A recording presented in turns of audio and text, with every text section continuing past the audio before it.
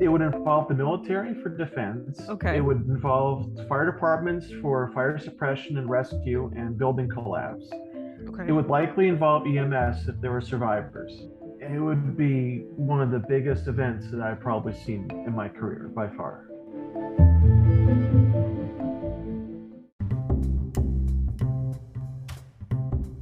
Welcome to Speculative Sandbox, your audio playground for creative storytellers. My name is Vicky Lawn, and each episode, I and a guest will unpack a fiction trope with an eye for character development and narrative structures. Make sure to look for Speculative Sandbox on Instagram, TikTok, and Twitter, where you can join the conversation. Leave comments or questions, or let us know what other tropes we should cover. When the real world just doesn't cut it, let's get lost in a fictional one.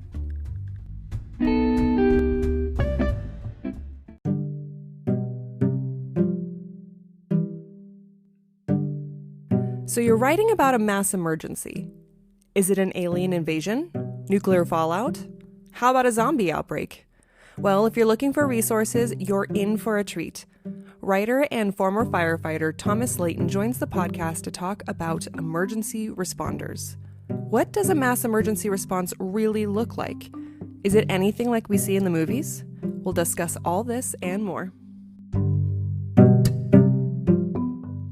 Okay, so Thomas, I'm really excited about this conversation. I was looking forward to it a lot because I'm going to be pulling from both of my work hats, I guess you can say, to contribute to this. So I come from local government emergency communications. I get involved in any mass emergency type of situation and FEMA trained and all that stuff. And then you have a firefighting background. Can you talk a little bit about that? Sure. So I went full time. I started out at 16 as a explorer, and then by 18 I got my EMT card, and then eventually my firefighter certificate. So by 20 I was full-time paid, and I retired at 42. So I spent 22 years full-time paid. Awesome. And how many times do you think that, could you even count how many times you've been out for like fire emergencies or rescue situation? Oh, thousands of times. Okay. I've lost count. I used to do, when I was working in metro areas, I would do probably 18 runs in 48 hours. Oh, wow. Okay. Yeah. Off the top of your head, what can you think of, maybe what was the most bizarre call you've ever been on, or interesting call? The most bizarre call I've ever been on was, I went to a call where a child had gotten his foot stuck in a toilet. Oh, And we had to move the toilet from the upper corner of the house. And of course, there's wall to wall carpeting. And somebody had clogged the toilet and not flushed that. So we had to take the toilet out of the floor and move it outside to the ambulance. And then the child's mom gets home and said, "What's going on?" And I made the off color comment of, "I would call somebody to shampoo your carpets." And she did not find that funny. I mean, it's true. Yeah, I told her not to go in there, and she did. And she was really, really angry that we had to remove the toilet and move it outside. Well, and I'm sure like in an emergency situation like that, you're not removing a toilet the way maybe a plumber might remove a toilet. Yeah, actually, we did. We took it out with the bolts. Wow. So the equipment and everything, you guys are able to remove it. Wow. Absolutely. Yes, we are trained in basics of plumbing and electrical work as part of our jobs. That's really interesting. And at any point, did you get involved in any swift water rescues or anything to do with like cars stuck in canals? Yes, I did one swiftwater rescue. Unfortunately, it was unsuccessful, and we recovered a body 4 days later. Wow. Okay. It was I have, during Hurricane Irene that happened. wow. I have some experience with, not me personally out in the field, but me with emergency communications regarding flood events. So in the Southern Arizona area, we have very dry weather, but when it Mhm. rains during monsoon season, and if the ground gets saturated enough, if it continues to rain, then that ground can't hold any more water. And then the new water just slides right over it. And we end up in flash floods. And these flash floods mean you shouldn't be around any like wash areas or anywhere alongside canals or anything like that. And our terrain is situated in such that the water in some areas will flow over the freeway, and it gets pretty treacherous. And in those circumstances, we'll have people just driving down the frontage road, but the water is completely covering everything, that they don't see the canal, and they think they're getting off the road and they end up diving headfirst into a canal. So that's one of our, without a doubt, the times I've been involved in an emergency operations center that's region wide, there's always swift water rescues involved. Okay, so our podcast is unique, and I'm really excited about it, Thomas, because rather than just talking about tropes and necessarily, we are kind of serving as a resource for other writers. I've been wanting to do a series where, so you want to write a seance, so you want to write about the end of the world, and pulling people from the industry and interviewing them so that writers can actually take what we say and maybe apply it to their own writing. So for us, you and I are going to be talking about emergency response for certain kinds of mass emergencies like alien invasions and virus outbreaks and all those things that you see in a lot of speculative fiction scenarios. I'll start this off. Excuse me. Clear my throat there. I'll start this off by saying this isn't an unusual exercise that we're going to do. And in fact, if anyone's curious, they can check out the FEMA website. They have a disaster preparedness plan for a zombie outbreak. So in the event of a zombie outbreak, they recommend that you travel light, you have a family plan, you stock up on your supplies, and you look for safe areas. And what's even more entertaining is that they partnered up with the movie Zombieland as part of their official promos. So the great thing about and one of the biggest challenges I have in the world of public PR is getting people to stop what they're doing and listening. And especially for things that are really important, like fire safety, drowning awareness, that kind of thing. But if you can apply those dangers into a fictional scenario that therefore opens up the world to people who can okay, I can digest that. You can also be teaching them at the same time about what they do. So, Thomas, before we unpack the fictional, let's go through the ordinary. So, can you walk me through what a standard emergency call looks like? Standard emergency call is not what you see in these popular TV shows. So when I try to explain my job to somebody, they have this preconceived notion that it's this exciting, show where it's life and death all over the time. It's not really like that. So a standard response is somebody calls an emergency number, they find out the information they need, and they dispatch, say, the local fire department. So what happens is there's a notification at the department, and they send the appropriate apparatus or vehicles to deal with that issue. And then, so when you're so let's say you are at the station and you get the call, do you always get decked out in the full gear for every call, or does it depend on the situation? It's completely situational. If you're going, say, to a medical call, which is the majority of your calls, you have that gear with you, but you don't wear the entire set if you're going to medical call. Okay. So then in the case of a fire, that's when getting dressed is part of the rollout process. Like you need to be dressed on the fire truck before you leave for fire emergencies, or do you get dressed like en route? It depends on what your definition of getting dressed is. You would put your boots, your pants, and your coat on when you're getting on the truck. Okay. Then you can possibly put on your air mask without the hose attached to it. That's a very smart thing to do. But your helmet, you cannot put that on in the truck because there's not enough headroom. Okay, gotcha. And when you get to the scene, let's say it's let's talk fire. You get to the scene and it's a fire situation. What is the first thing you do?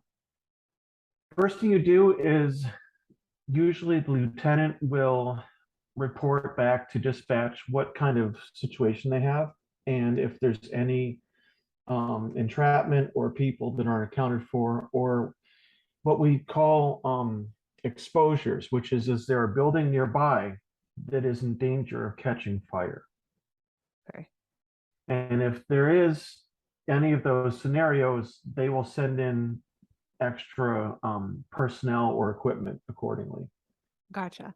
So for smaller fire, is it a matter of assessing if there's anyone in the building, whether or not you go in? Can you address a fire without ever going inside the building? You can. Usually, if the fire is so out of control or it's too dangerous to send anybody in, they will not send anybody in. And what you see on television shows is that they always send somebody in. That's not always the case. If there is somebody inside, they will make an effort to try and rescue them. But if it's one of those situations where you literally cannot risk the lives of everybody in your crew to go in and try to save somebody, they will not send somebody in. How often did you train for these kinds of scenarios? Did you have like a mock building that you would smoke out and then you would go in and like practice going through smoke? Yes, when you do your initial fire training, they actually send you into a concrete building that has obstacles and it has things that are on fire inside of it. Okay. And is it timed? Like how do you assess success when you are doing these kinds of trainings? It's it's time, but also you have an air tank, and the goal is to put out the fire, rescue the mock victims, which are the exact same size and weight as an actual person. Mm. And the goal is to put the fire out and get the victims out within a certain time period. And you want to have at least 25% of your air reserves still in your tank when you leave. What happens if there's less? Does that mean that in the real world situation you'd be in trouble? Yes. Once your tank is empty, they rate it for the manufacturer states you have 30 minutes worth of air. In an emergency situation, you have 15 maybe, if you're lucky. They Oh. have other tanks that are rated for 1 hour. I've never seen anybody get more than maybe 35 to 40 minutes out of 1 hour tank. It's the equivalent of running 2 miles in the hot sun when you're in there. And your gear weighs 75 pounds plus. Okay. Have you ever been involved in scenarios where there was like a train derailment or there could have been like not explosives like a bomb, but like there was potential for things exploding? Yes, I took a college course in vehicle electrification that dealt with Amtrak trains and has just cargo trains, etc. So it's something you train for. It's something that a lot of volunteer departments don't train for very much because the course is very expensive, but the paid squads train for that on a regular basis. Okay. And what kind of awareness do you need to have for different types of like chemical exposures? Okay, so on the sides of all of your transportation vehicles, you'll have a triangle placard, and it will have a four-digit number usually that tells you basically what cargo is being carried. And then you have a guidebook, or some people have an app on their phone where you type in that number and it tells you the response to whatever scenario you're facing. If it's a leak or spill or some kind of container rupture, it tells you how to best approach that, who to call, and how far away you have to evacuate general public. So that's Okay. very helpful. That's great. So that's nice to know that you have a resource on hand to kind of guide you because I always think that all the training in the world and the world's always changing to Yes, constantly be on top of everything all the time. At least you know you have resources on site you can reference. you do. And there's also an 800 number you can call, but I'm not going to give it out for first responders. That if Hmm. you can't find the information you need, you call them, you give them the four-digit number, and you tell them what's going on, and they tell you the exact approach to mitigating the hazard. Gotcha. Thomas, do you miss firefighting? Of course I do. Yeah, Yeah, it was something that was my life for 22 years. gotcha. So I've had the privilege of working with some amazing firefighters and police officers. I've participated in some region wide emergency tests. For example, Mhm. what would happen if multiple things were happening in your region? If there was like a plane crash, meanwhile there's a shooting over here and a flooding over there, what would you do with the resources we currently have? And these tests are so important because are our agencies able to communicate to each other effectively, figure out their respective duties in complementary to each other? So my experience for emergency communications is usually always involved as part of an emergency operations center, and I would run the joint information center portion of it, which means I'm working with all of my agency communicators to make sure that we're letting the public know what to do in an emergency. So if we think about where is the media getting their information, especially if like you watch TV and you read books about these mass situations, like how do they know where to tell the public about where the shelter is, right? All of these Right. things, if done correctly, is a correlated effort among all these agencies. So that's what I get to do. I run the website, social media, emergency contacting platforms, all those things. And from a communication standpoint, it has to be so clear how you communicate to the public, because if it's stressful, if it's timely, people need to receive the information correctly. So we're talking 5th grade reading level, no time for jargon. This isn't the time to like show off your 5-paragraph essay, experience. You got Yeah. to throw that stuff out the window. One of my biggest critiques is anytime I see a disaster movie or book and the communications are too lengthy, I'm like, nope, that can't happen. Same for news articles. It has to be, you have to make sure that you don't bury your lead and people know exactly where to find your information. So now we are going to talk about the fictional application of what we know. So from our respective perspectives and experiences, let's break down what would happen in these popular sci-fi scenarios. I started with a virus outbreak. I guess you could also say zombie outbreak, because some people have linked that to a virus outbreak. This I felt like was a good start because we could look back at the last 3 years as far as like what would happen in the event of a virus outbreak. So what are your thoughts on this? Again, my thoughts are it doesn't follow popular movies. A lot of people bring up like the Outbreak movie. That movie is completely dramatic and does not represent reality at all. Mm-hmm. However, an older movie called The Andromeda Strain, which came out in 1971, is perhaps the most accurate representation of what would actually happen. Can you, for those that haven't seen it, can you walk us through the gist? Sure. So aliens come down and they bring some kind of disease or toxin or something, I don't know what it is, and it affects a whole ton of people. What they show you in the movie is people with hazmat suits that are self-contained are getting people and they're bringing them to a secure location where they have these rudimentary suits that are built into the building where they have no contact with the actual patient. And that is exactly what happens in scenarios where there's a communicable disease that you can get through airborne or by contact. Mm-hmm. What did you think of the knowing that we have all these expectations from fiction and then seeing the reality of how COVID response was laid out? What were your thoughts on that? On the COVID response, On COVID, yeah. yeah, I thought the response was wholly inadequate, to be Mm-hmm. honest with you. If they had gone and done their standard operating procedures when there is an outbreak, which include containment of the pathogen or um, of infected individuals, quarantining those individuals, isolating the individuals and the infection, and then decontaminating whatever surfaces were affected, it would have been over and done with within probably 2 or 3 weeks. Mm-hmm. There's always these conspiracy theories that all government agencies are part of this huge orchestrated understanding, and it's amazing how much we can seem to pull off because there's so much secret stuff we're doing.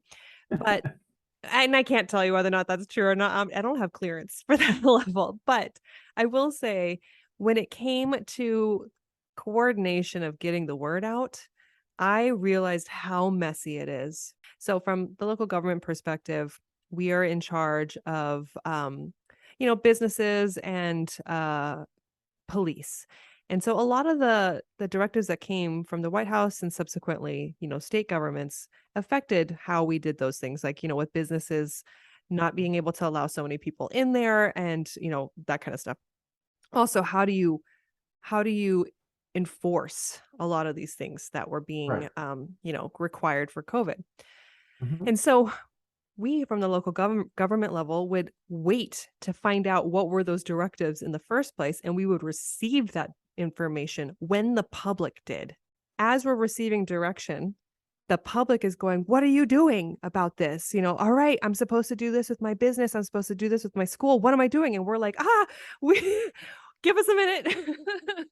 And I would say the best thing that we did that I think I can definitely recommend for anything like this, whether it's a virus, a zombie, anything that has to do with disseminating information from the top down, where all levels of government are involved, is that it's so important to have a committee Mhm. that is right there, ready to talk about all the different angles, which is what we did. We had legal, we had finance, we had our public safety there because so many things concern public safety. And we were like, okay, what was the directive? What can we do? How do we need to respond? And, hindsight is 2020. And you Sure. can say all these things about what we think we should have done back then. But when you're in the moment and you honestly don't know what to expect and you have to think of all the risks, I would say probably that's the best approach you can take. And you're not gonna please everybody. Well, you bring up an interesting point because before I retired, I made the rank of lieutenant. And I found during the course of my career that the greatest challenge you have in public safety is communications. Mhm. That is where you get a lot of bottlenecking and people trying to make it, suggestions and call in the right resources. And that's where everything kind of takes a pause Mhm. and slows everything down. Yes. And it helps to have that those logistics figured out ahead of time than in the heat of the emergency. Yes, Like exactly. someone could probably write a whole story about an emergency situation where everything breaks down.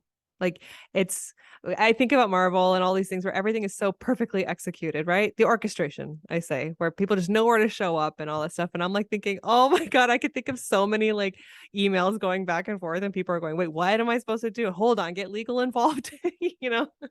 I can tell you some scenarios, not mentioning any names, of course, Mm-hmm. where we had fire departments show up that were volunteers. Nothing against volunteers. I think they're great, but they are not run the same way as paid at all. And I've known and seen volunteer departments show up to a fully involved structure fire and there's no water in their trucks. Oh wow. So what do That you is a do in that problem. situation? In that situation, you have to do a modern day bucket brigade where you have tanker trucks filled with water dropping off water at the scene and going and sourcing it from however close the nearest body of water is or fire hydrant. Wow. Which And is that that really takes time slows things away. down. Yeah. Yes, Okay. Do you that have really slows things down. And it puts the public at risk because you have emergency vehicles running lights and sirens in both directions. mm-hmm. And I guess the best takeaway is, did they learn from that situation so it didn't happen again? One would hope, but that doesn't always happen. Yeah. Alien invasion. This, this is our next one. It's kind of an interesting one. Although the more I thought about it, I was like, an alien invasion, assuming it's like an attack on Earth, and it would be like a Right? similar situation as if we were getting attacked by another country. Mm. So what are your thoughts on the alien invasion scenario? Well, when you sent me this list of topics, I thought this one's going to be the interesting one. So this is one I don't think I've ever been asked this question before. So I suppose it would depend mainly on the type of invasion. If it's peaceful, there's not really a whole lot of of fire and EMS involvement, but I imagine it was a takeover. You would involve the military, the fire department, the police, the EMS. You would involve everybody. Hmm. Yeah, that's what so one of my manuscripts, I envisioned an alien invasion, and I tried to, who knows what would actually happen in the event of a real one, but I tried to go, okay, knowing what I know about the industry, how would the response be? And I Hmm. think that there's going to be, during the invasion, it's going to be very stressful. Yes. I imagine the military is going to have their own whatever that they're going to do, right? If there's Mhm. even combat during that time. But if we lose cities, let's say we have Independence Day style, we're losing cities left and right. That's a lot of Okay. resources gone. Yes. We lose our New York Fire Department, a New York Police Department, assuming the aliens go for the big cities. So Hmm. then we have like smaller cities or even rural cities out in the middle of nowhere cities. And my thought would be you have to like kind of create your own encampment outside of these cities because your resources are being stretched. Okay. That's my thought, but I don't know if that is even realistic because that does seem very altruistic. And I'm like, in a real emergency, is it every man for himself? No, and that's where it gets interesting because a lot of departments have what's called mutual aid agreements with neighboring departments. Mm-hmm. So if they're unable to respond for any reason, the neighboring department will cover the district. Okay. Okay. Good. Okay, good. So then in this case, it's like we're going to set up this multi-jurisdictional, multi-governmental campground where you have, I would hope, fire, all the first responder agencies, medical, um, communications would be vital, and then military levels, depending on who knows what, and Yes. moving around, Yes. and trying to figure things out. But then in my story, I was like, my aliens are going to be smart, and then they're going to start targeting these camps. They really want to take us out. So, anyway, that was my scenario. What do you think? Any notes? I actually took a lot of notes on this topic. It would involve the military for defense. It Okay. would involve fire departments for fire suppression and rescue and building collapse. It Okay. would likely involve EMS if there were survivors. Yes. And it would be one of the biggest events that I've probably seen in my career by far. Do you think, I mean, for us, it's, we can kind of joke about alien invasion, but when we think about countries that are under attack, how maybe that helps bring it closer to home, the idea. What, how do you think we would respond? Would it be similar to 9/11? Do you think we've learned a lot from 9/11? I think we learned a lot from 9/11, but I don't think we learned enough, if that Okay. makes sense. Okay. Where do you think we can improve? I think that you can improve your communications, you can improve your pre-event planning that 9/11 kind of made a thing out of. A lot of times, fire departments now will go around and survey their districts to see what the hazards are and the likelihood of anything happening. And they write this information down, which is great. And they should have done this with 9/11, but everybody said, oh, there's no way the towers can ever fall. We don't need to do this.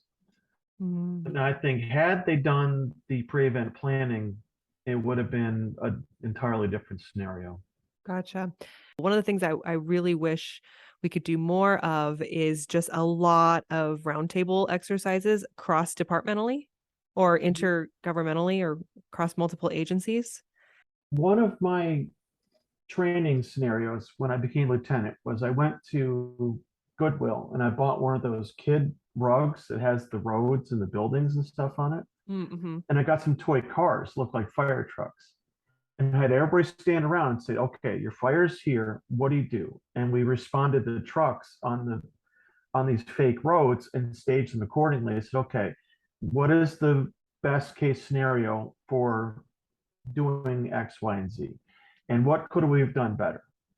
And I would have people communicate via, these toy walkie-talkies to simulate dispatch or truck to truck or people trying to get resources. So that was a very good training exercise. And I know it just involved toys, but you can learn a lot from just hypothetical scenarios. Yeah, absolutely. Do you have any other notes on alien invasion before we move on? Um, that's one I really don't have a lot of information on, and I definitely wasn't ever, this never came up You mean at you were all never during part of an alien invasion? in my 22 years. No, this never was asked of me ever, which is a very interesting question. I think as you and me being, government or agency related, emergency related, do we know the secret behind, aliens in Area 51? And I can say I'm not talking. Yeah, I don't, yeah. I'm still young. I don't want to, say the wrong thing about that. So I'm just, Yeah, yeah. absolutely. Okay, so moving on to incoming meteor. This is Yes. Okay, what are your thoughts on an incoming meteor? This is one I have actually trained for. Oh, is So, it like Armageddon? sort of. Okay, The approach to response to this is the same as if we knew a hurricane or another natural disaster was coming. okay. So that's how it's dealt with. D- So, yeah, go ahead. like I said, so what happens with that is the fire department assists the police and military in the immediate evacuation of people from the anticipated impact site and their site around that might be affected. Okay. How That is your easy is initial. that to do? Not very easy. There's a lot of stubborn people that don't want to leave. Okay. And that ends up putting first responders at risk because if you have the general public still left behind, you have to have first responders to assist them in the inevitable. Okay. And so that you go through, you clear everybody out. The impact zone is hopefully human free, and then the hit's just going to come. Yes. What happens after that hit? And I'm assuming, I don't know what kind of meteor we're talking about. Maybe not one that's the one that killed the dinosaurs. Maybe it's something big enough. What would your next steps be? Next steps would be hopefully they have turned off all the utilities to that area because when people lose utilities, they end up, just leaving that area, Okay. which is it's an approach that has been done for a long time. You turn off the electricity, you turn off the water, turn off the natural gas, you turn off anything that would allow somebody to stay, and they'll eventually leave on their own. Your response would be probably clean up, and if there's any kind of fire, you would address that as well. Okay. Yeah. Meanwhile, just thinking about for first responders who are, doing this, like you have your Mhm. own mental health to deal with. Like Yes. it's terrifying. How do you, as a firefighter, deal with that in general? Every firefighter will tell you they deal with it. The reality is they don't. There Okay. are some calls that I still think about decades after the fact. Yeah. In fact, there's 5 incidents that happened in my career that I don't talk about. Mm. And that's my way of dealing with it is just not talking about it. Are there resources provided to first responders to help them through that? There are, but when you're in the fire department or public safety, there's this mentality that if you ask for help, it's a sign of weakness, which is not the case at all. Mm-hmm. I was one of the stronger members.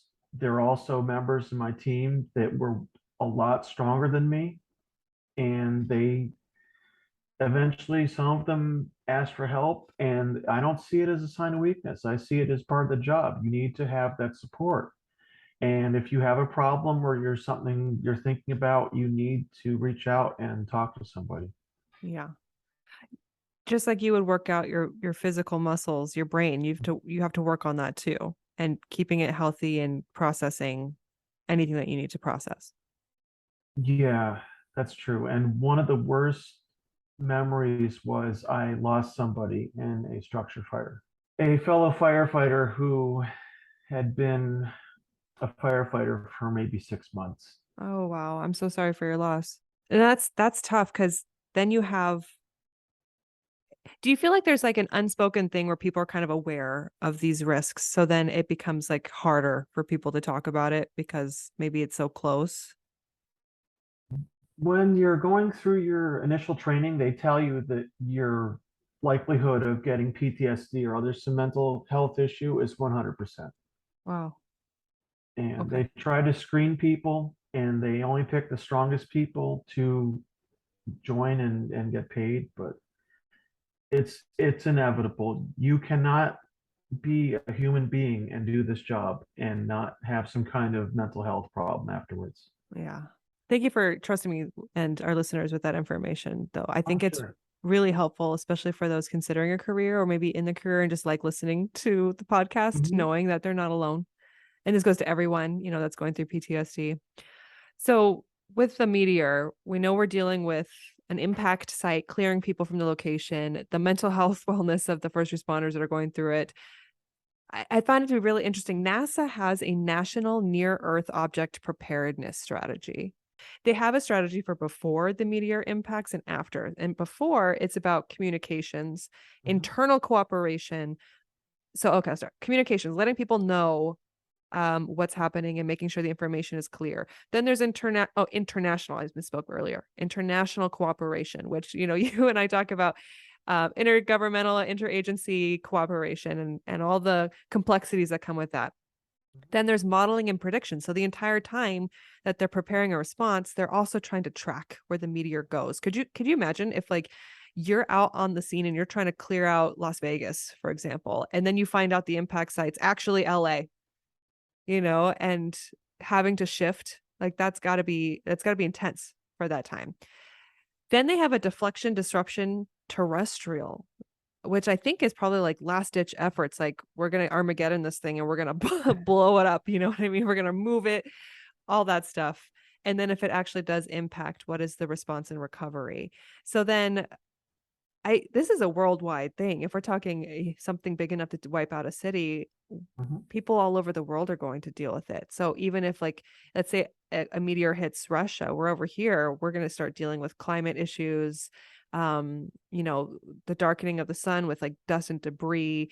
D- do you guys have any this probably sounds like a really weird question. Do you guys have training on such global circumstances like that? Not not so much meteors, but natural disasters. Okay.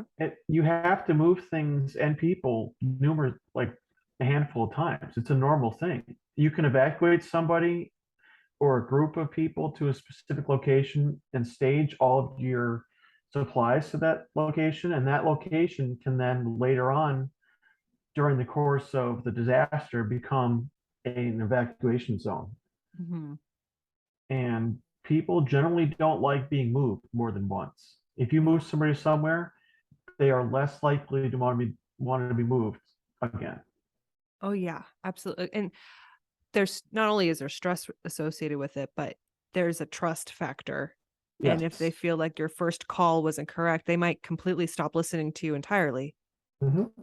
The biggest problem you're going to have with a meteor impact is if there's a hospital or nursing home that's in the affected area, that is going to be your biggest challenge.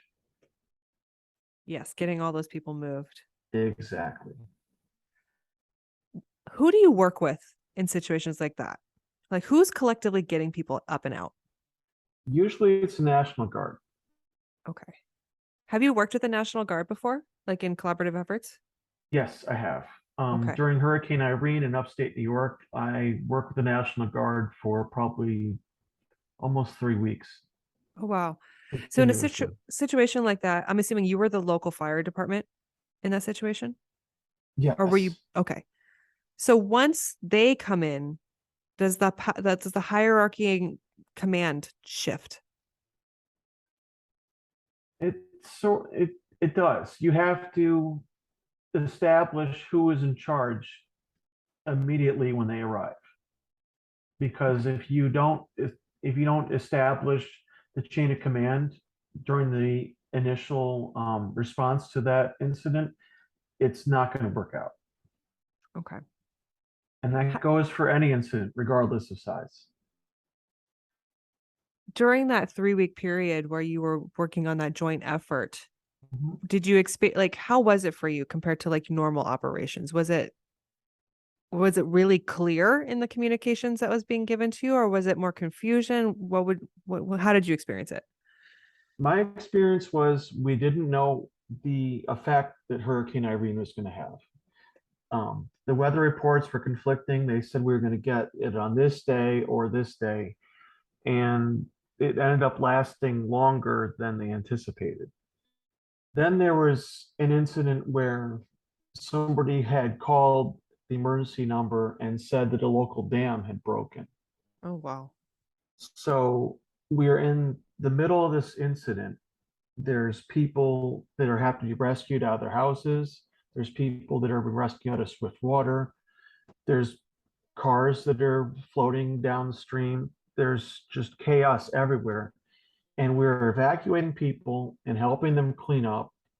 And this call comes in, and there's 1,000 people panicking, and they're trying to get out of the pathway of this so-called dam failure, which didn't actually happen. There was no problem with the dam at all, we found out, but it created the worst case scenario I've ever seen in my entire career.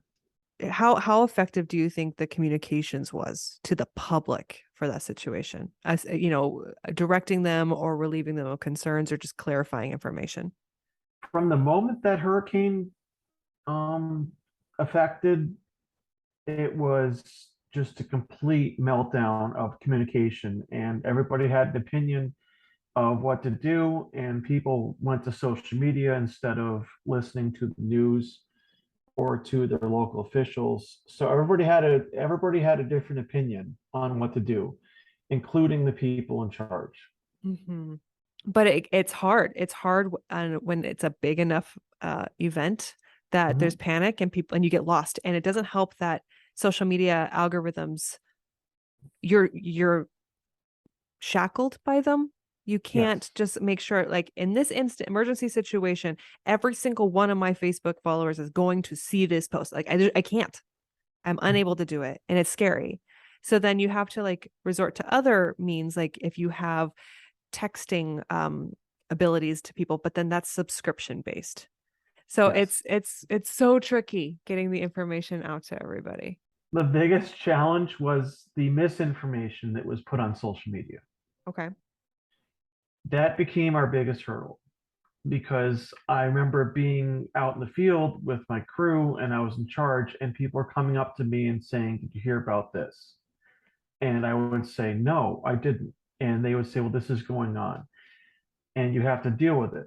So that would then tie up resources because I'd have to call dispatch and say, "We've had a report of this. Do you have any information about this? Is this occurring?" And they would have to then send somebody from public safety to go find out if it's happening or not. Oh, wow. So And that that's tied up a timely. lot. Yes. And when you are chasing down red herrings that don't exist, you're tying up resources that could be used for legitimate purposes. Gotcha.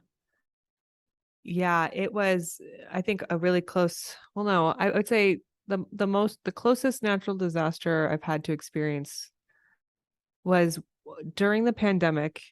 Our Mhm. entire mountain caught fire. It Okay. was a fire, it was a lightning storm. And it struck and it was really dry leading up to that. So you look at our mountain that's right next to our city, and the entire wall of it was up in flames. And we just watched it spread. And usually, the way that were you ever involved in wildfires? Did you ever help them out? I do not have any training in that at all. Okay. Yeah, that one was really interesting because I guess, and I'm not an expert in this. This is me kind of learning secondhand. In the case of wildfires, it's not, the goal isn't to put out the fire, it's to keep it from consuming, residential homes and, developments and stuff like that, but that there is a reason for wildfires and there's a benefit to them from a natural perspective. Mhm. And I don't know how they could even try to put this thing out in any way. It was huge. But one of the most impressive things I got to watch was they would bring planes carrying this like fire retardant material, Yes. and Yes. they would dump it, Mhm. and it was amazing, because they had to work with pilots. They had to bring in firefighters from all over the nation to take. It was called the Bighorn Fire, for those that want to look it up. And what blew me away was that the fire got so big it started to threaten the village that was up there, and the little town. It's Mount Lemon is the town. Okay. And I watched camera footage. And then when you're talking about, like, people having to go investigate, out in the middle of nowhere to make sure that what they're saying isn't a red herring. In this case, we had cameras and we were watching, like, I think it was like the watchtower section of that village. And you Mhm. saw the fire come out and take out the cameras. And I remember thinking, oh my God, we've lost that town. And Mhm. amazingly enough, that town was saved. And it's because the resources were reserved for guarding those things. And along the bottom part of the mountain, too, before it crept into the city, completely was able to keep it away. But that was the most amazing joint effort I'd ever seen, visibly, very thrilling. Um, Terrifying. I think I had a mental breakdown because I was convinced that the fire was going to come off the mountain and burn up the whole city. Did not. And now it's been like 2 years. That mountain is so green. It's so beautiful up there. So, something terrible and horrifying resulted in something really nice. Well, you bring up an interesting point when it comes to wildfires because everybody thinks if you're a firefighter, you do all types of firefighting, and that's not true. Mm-hmm. There's wildfire firefighters, there's airport firefighters, and there's people like me, they're just general firefighters. Yes. And there's a whole different set of training and experience that goes into each one of those different things. All right. Any other notes before we go on to nuclear fallout? No. Nuclear fallout, I actually have an entire page worth of Oh, notes for this because we train on this all the time. I figured there's like so much history to this. Okay, tell me what you got. Okay. If there's nuclear fallout, you're going to see a specialized response from hazardous materials teams, fire departments, and most likely there will be some sort of military and government involved specialty response to this. Okay. And You're also going to see an immediate fire EMS activation. what does that look like? You're going to, the fire department and the EMS are going to be the first people there, Okay. guaranteed. Okay. Um, it's their job to go to the scene, assess the scene, see if there's any patients, and they are the eyes and ears, and they are going to make the reports. They're going to determine the rest of the response. Okay. Um, the first and foremost, the fire department would set up hazmat teams to decontaminate people. EMS would transport victims to specialized care, and that would be a hospital that is set up to deal with radiological fallout. And I don't really know of any offhand Okay. um, outside of New York City. Your bigger cities definitely would have that. Your smaller towns, I'm not 100% sure. Is that are you talking about like after the nuclear fallout? Like it's happened and this is the Yes, reaction? Okay. yes. If something happened, it's already been pre-planned for the response. Gotcha. Okay. So it's a gigantic volume, multiple volume response that's already been planned out and tested. Hmm. I saw a lot of literature on the FEMA website about preparing for a nuclear explosion, and there's some Mhm. information for the public as far as what they can do. So Mhm. I guess here's what people should expect in the case of a nuclear fallout. So a bright flash can cause blindness. Yes. Blast wave can cause injury and damage to structures several miles out from the blast area. Mhm. Radiation can damage cells of the body. Large exposures can cause radiation sickness. Mhm. Fire and heat, of course, can cause death, burn injuries, and damage to structures. Yep. And then the electromagnetic pulse can damage electronics several miles off from the detonation, which Mhm. means like you lose your internet, you lose your contacts to the outside world sometimes. And then Chances fall. are you would also lose utilities with EMP Okay. because all of your utilities now are these quote unquote smart utilities. Mm-hmm. So they're not so smart in the sense that if you had a nuclear blast or an EMP attack, it would take it out immediately. Gotcha. So if you're really proud of your smart home and you have all these, smart items and objects, they're all done in the case of an EMP. It's over. Gotcha. And then the fallout is radioactive. So any Yes. visible dirt and debris raining down can cause sickness to those who are outside. So the Mhm. biggest advice that they give the public, and it's funny because it's always like, okay, you know what you're supposed to do as a professional in this situation, but then what does the general public get informed on? The first thing they need to do is they need to get inside to avoid radiation. So brick or concrete are best. Mhm. They need to remove any contaminated clothing and wipe off or wash unprotected skin if they were outside. A car does not count. You can't hide in your car. It's got to be a building. And then you have to stay inside for 24 hours unless local authorities provide other instructions. And then have a battery operated radio because you won't have other means to listen to the news, but that would be your way of getting information. Does that check in with kind of now you now arrive on scene and people are been hiding out and now you've got to communicate with them, right? Mhm. That's true. Do you go walking around knocking on doors? How do you communicate with them? Usually you drive down streets and there's a broadcasted message that's read out on loudspeakers. It's pre-recorded. Oh. That is usually your response whenever you're responding to any incident that's of mass scale. And are these kinds of things like multilingual for like diverse communities and stuff like that? In your bigger cities, yes. How often do you work with, because we're talking about radiation sickness and obviously all these scenarios there's going to be injuries. How closely do you work with hospitals and medical professionals? All the time. All the time. I would say in my 22 years, I've probably gotten trained in this at least 10 times. Okay. So, Since the Cold War, this has been a scenario that we train heavily for. wow. Yeah, I definitely understand that. I know in my in the city, we have the horns still from that Yeah. era. They're on like street corners, and that was what they were used for. They never got used since, and they've been rusting in the sun. But I imagine they would be very useful if something like this were to happen again.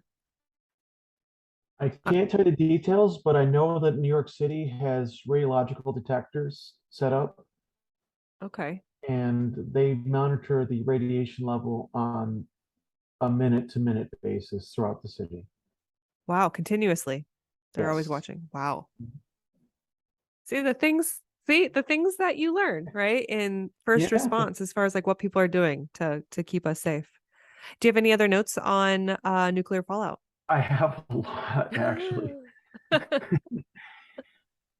Go ahead. There's a different approach if it's thought or if it's an actual terrorist attack or thought to be one. There's a completely different scenario that you have to follow. Okay. And we talk a lot about dirty bombs, which is an explosive device that um, is coated with some kind of possibly radioactive material. And people get really scared over this, thinking that it's a nuclear device. It's not. It's just a device that just spreads radioactive material for a short distance, and that radioactive material is only dangerous for a couple of days. Okay. And then, based on the half life, it will just sort of resolve on its own. But terrorism likes that because it's something that scares a lot of people and gets a lot of people's attention. So the goal in that would be mass panic, which is something that the fire departments are not good at mitigating historically. That would be really hard too. Mass panic is like, I feel like it's outside of the department's ability to fully contain because it's all over the place and you have your jurisdiction and you also have the emergency that you're dealing with. Mhm.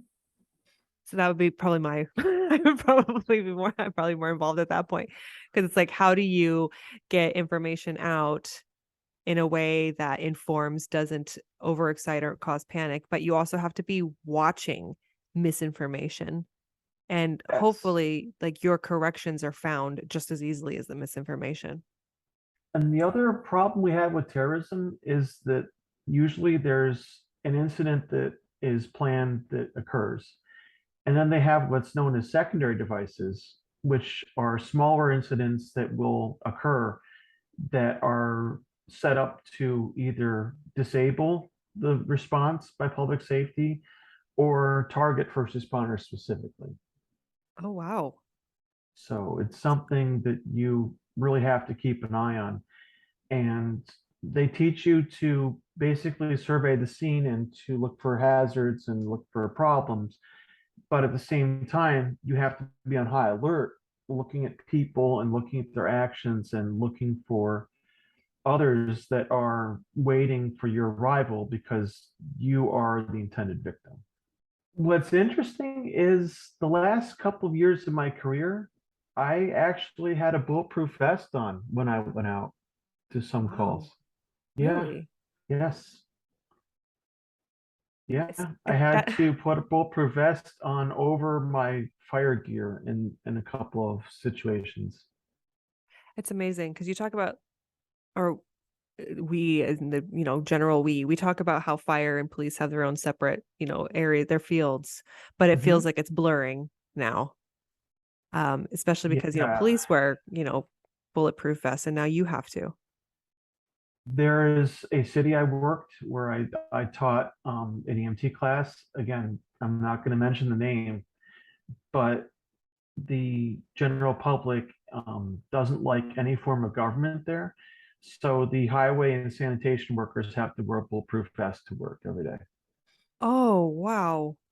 Yeah. There are Okay. parts of this country where if you work for any form of local government and sanitation is a government service, you have to have a bulletproof vest on when you go to work now. Wow. Okay. Well, all right. In the interest of time, I'm gonna move on to the next one, which I struggled with. So I'm curious. Did you start Rise of Machines? Did you have anything for this one?